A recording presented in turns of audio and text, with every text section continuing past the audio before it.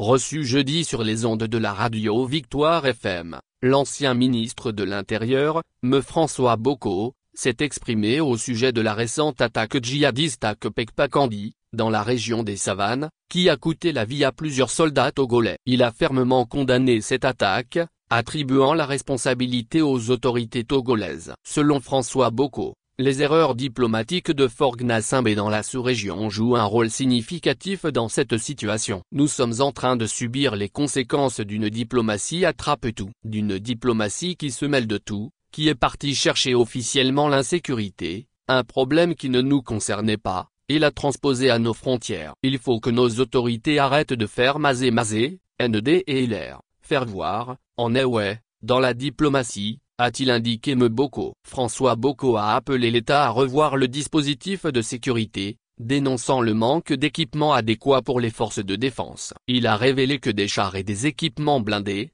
achetés à grands frais, sont stockés à la garde présidentielle par crainte qu'ils ne soient utilisés contre le président Faure Gnassingbé. Faure Gnassingbé craint que s'il met des chars à la disposition de l'armée, ces équipements peuvent se retourner contre lui, a ajouté François Boko, qui souligne la nécessité de fournir les moyens adéquats aux dispositifs sécuritaires togolais, y compris des renseignements avancés dans les territoires ennemis.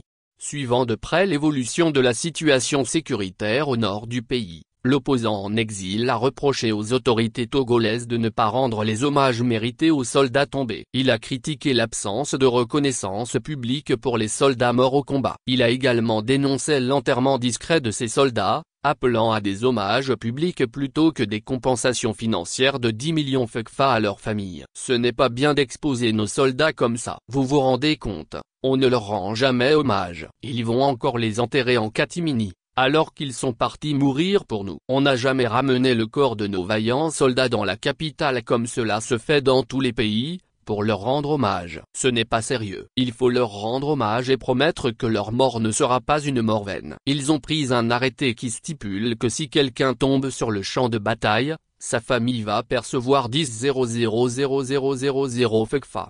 10 millions FECFA, c'est quoi? Je préfère qu'on rende des honneurs sur la place publique à nos braves soldats que de donner de l'argent à leurs familles, a-t-il conclu.